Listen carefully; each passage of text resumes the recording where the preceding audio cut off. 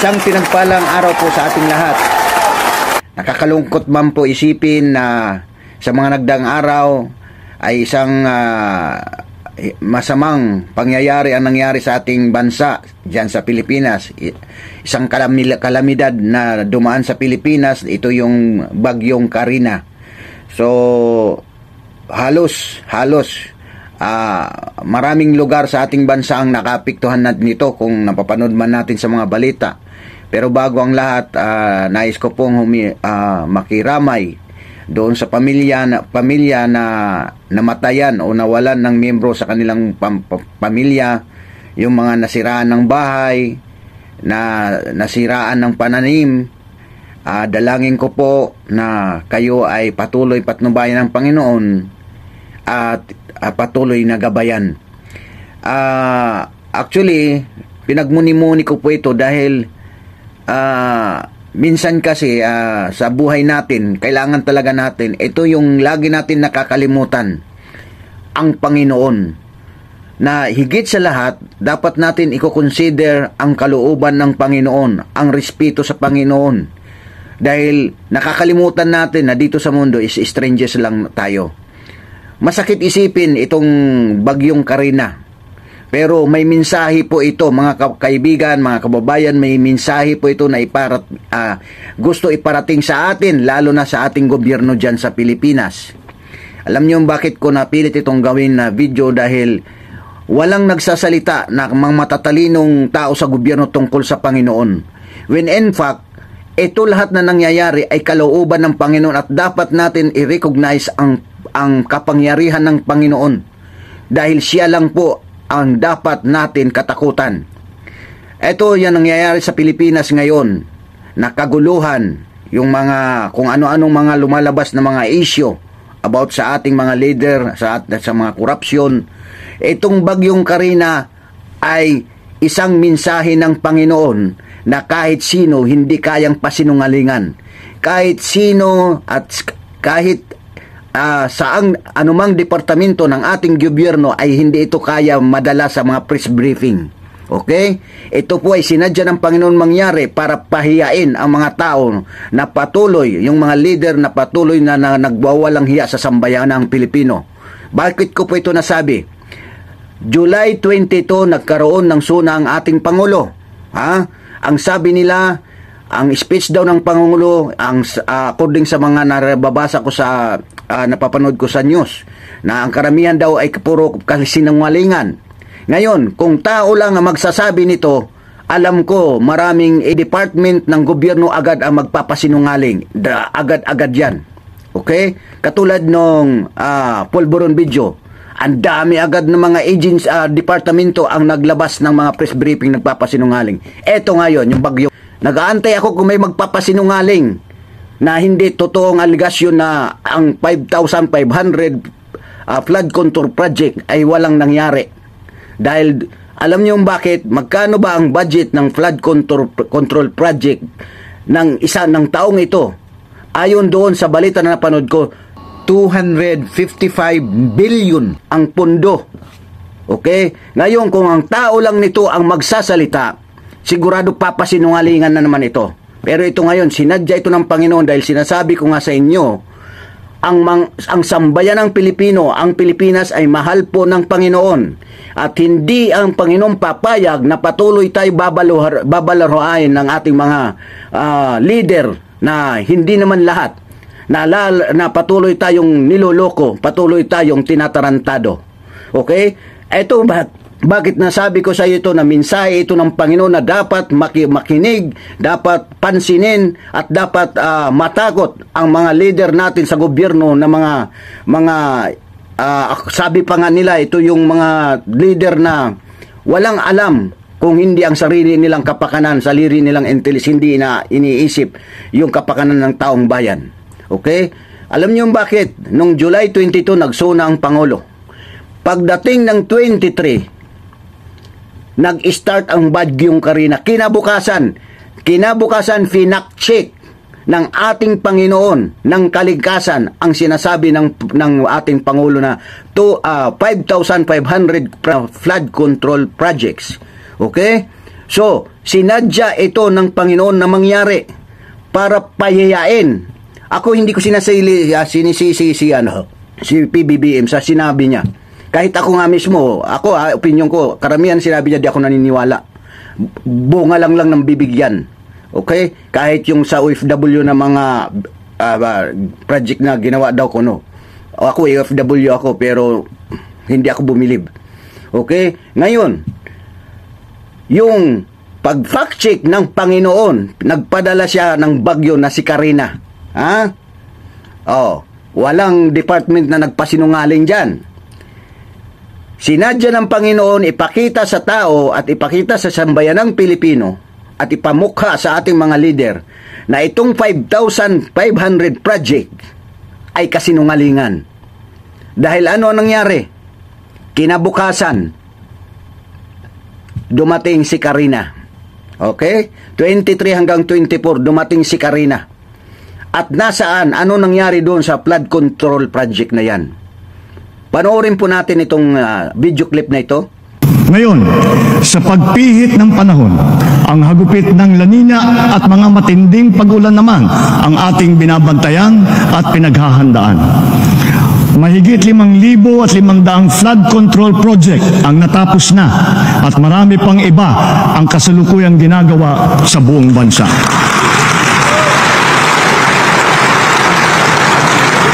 Isa na rito ay ang Flood Risk Management Project sa Cagayan de Oro River na magbibigay ng pangmatagalang proteksyon sa mahigit 600 ektarya ng lupa at 60,000 nating mga kababayan. Isa pa ay ang proyekto sa Pampanga Bay na magsisilbing karagdagang lunas sa mga pagbabaha. Noong Enero, inilunsad natin ang kalinisan sa bagong Pilipinas, kung saan pinakilos natin ang ating mga barangay upang maglinis sa kani-kanilang komunidad. Sa 5 buwan lamang, mahigit 40,000 tonelada ng basura ang nakolekta ng mahigit 22,000 mga barangay sa buong bansa. Inaasahan ko ang tuloy-tuloy na suporta ng mga lokal na pamahalaan sa paglilinis ng ating pamayanan. Bilang halimbawa rin dito sa Maynila, nagsimula na ang malawakang pagtutulungan upang bigyang buhay muli ang Ilog Pasig.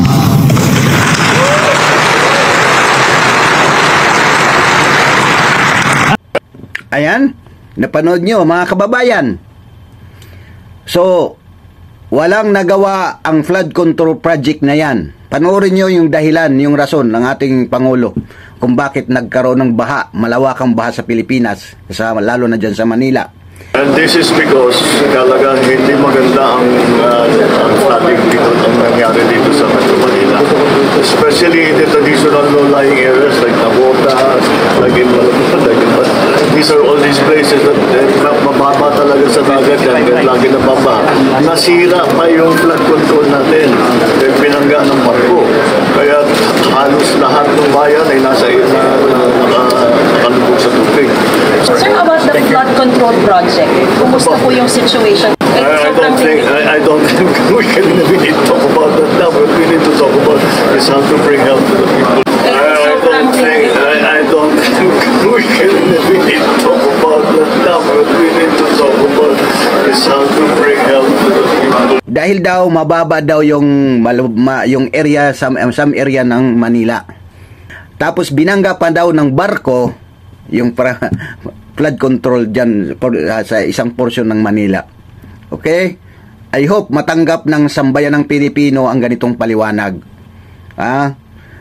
Dahil sa totoo lang mga kababayan, hindi naman sa totoo ako nagkaroon ng bagyo.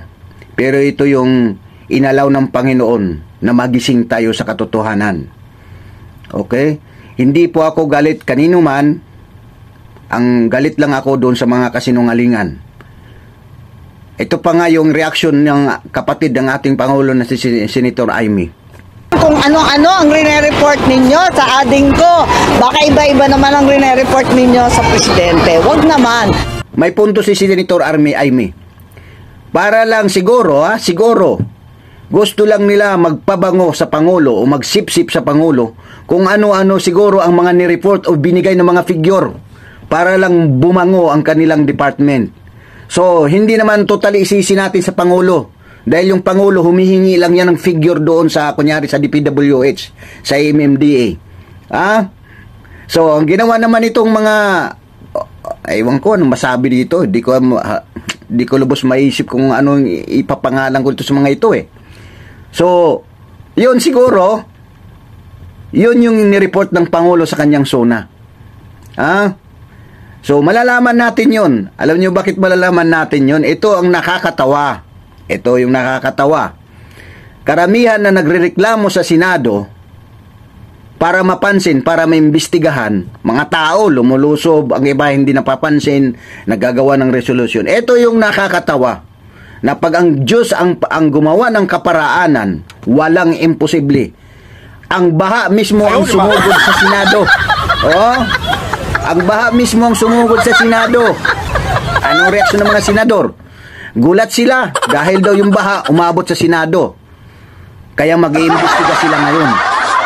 Paano kung hindi pala yung baha umabot sa Senado? Paano kung ang tao lang pala, hindi umabot ang baha sa Senado at yung tao lang ang nagreklamo sa inyo? Napansin nyo kaya? Pag-imbestigahan nyo kaya?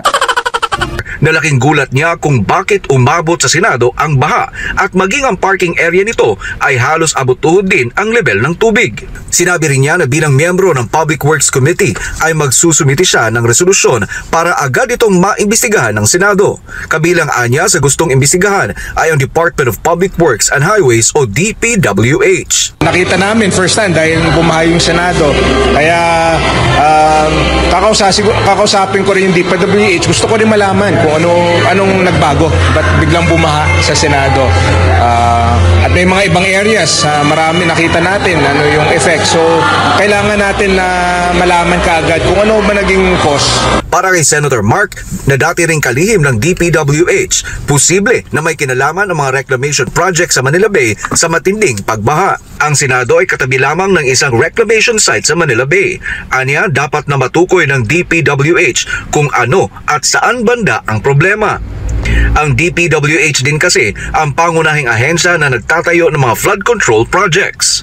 I think that's very possible, very possible. Kaya kailangan talagang magkaroon ng kailangan makipag-coordinate sa DPWH dahil sila yung technical expert sa baha.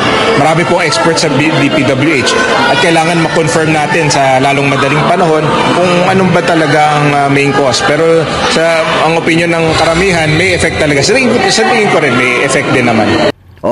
Sinadya ng Panginoon na ang baha ay umabot mismo sa paanan ng inyong Senado para maimbestigan nyo, para mapansin nyo. Dahil wala na nang makakakontra dyan. Kalooban ng Panginoon yan. Sana naman po itong mga leader natin dito sa ating bansa, dyan sa Pilipinas. Panahon na, matulad kayo kay Trump, i-acknowledge nyo ang Panginoon.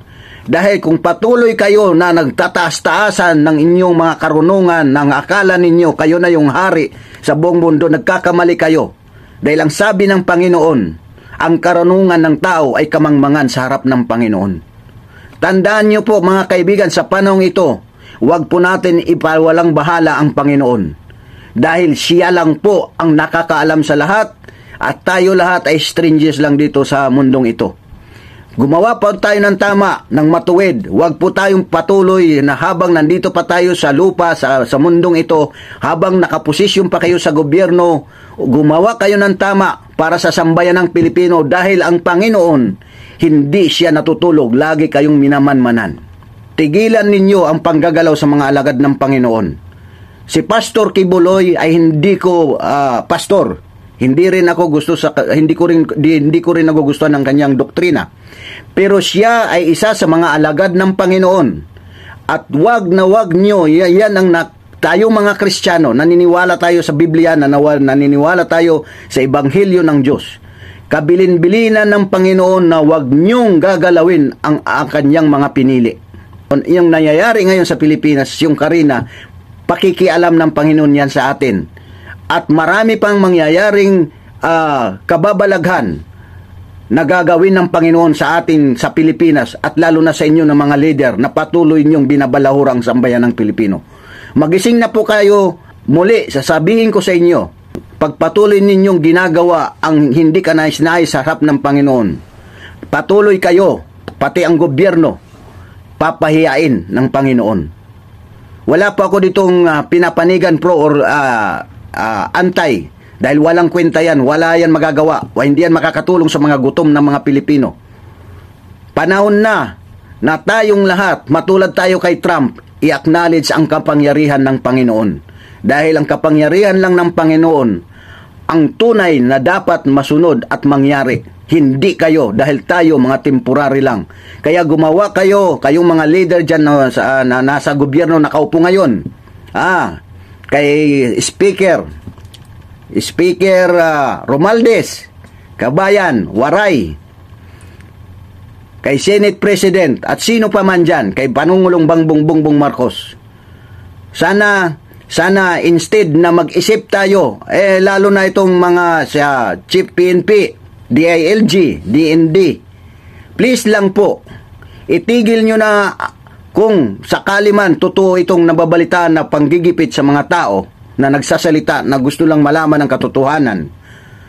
Iwasan po natin manggipit, lalo na kung malalabag ang mga karapatang pantao nila. Dahil ang Panginoon hindi natutulog at hindi kayo exempted sa parusa ng Panginoon. Tandaan nyo, matindi ang kapangyarihan ng Panginoon pag ang Panginoon mangusap sa inyong buhay. Ngayon, nakangiti kayo, bukas, bangingi na kayo. So, gumawa kayo ng tama para sa taong bayan, para sa inyong pamilya at sa inyong sarili. Dahil dito sa mundong ito, temporary lang po tayo. At salamat po, natutuwa po kami in behalf ng mga OFW dito sa Saudi Arabia. Sana matuloy ang investigasyon sa Senado ng flood control project na sabi nga ng Pangulo na report lang din sa kanya. Hindi ko masyado sinasabi na ito yung dapat natin si Pangulo sisihin dahil sa kasinungalingan. Alam ko, sabi nga ng kapatid niya kung ano-ano siguro ang mga nireport doon sa kapatid niya. Itong 5,500 project na napakalaking budget, 255 billion ngayong taon lang yon. Dapat maimbestigahan ito ng Senado at palabasin ang katotohanan, hindi yung magmukhang kurukulor lang. Maraming salamat po sa inyong lahat at patuloy po kami magsusubaybay, magmamasid sa inyo. Ipagpaumanhin nyo na po itong aking video dahil sinabi ko lang ang totoo, dahil nakikita ko at napapanaginipan ko kung ano pang sunod na mangyayari sa mga leader ng gobyerno at sa gobyerno ng Pilipinas ngayon pag hindi nyo tinantanan ang mga masasamang gawain, lalo na ang panluloko sa mga mahihirap ng mga tao ng mga sambayan ng Pilipino. Panahon na i-acknowledge ninyo ang kapangyarihan ng Panginoon at siya lang ang dapat nating katakutan at irespeto. Maraming salamat po sa pagsusubaybay sa video, sa panonood ng bidyong ito. God bless us all. God bless the Philippines.